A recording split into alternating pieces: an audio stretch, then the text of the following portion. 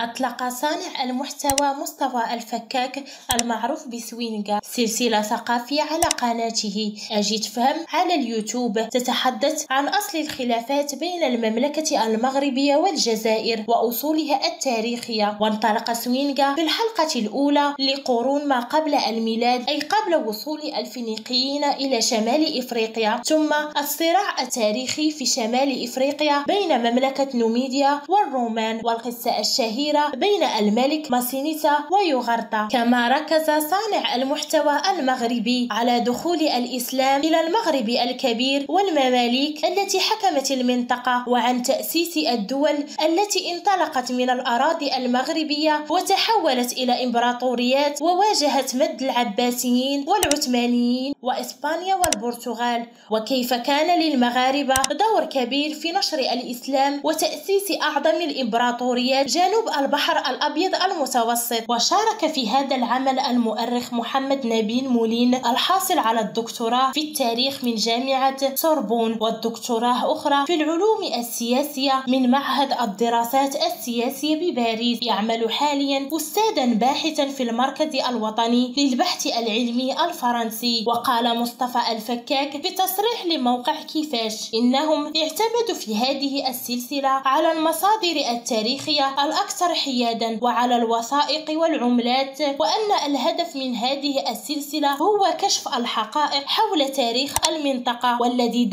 والذي دائما ما يخلق الجدل بين أبناء المغرب الكبير.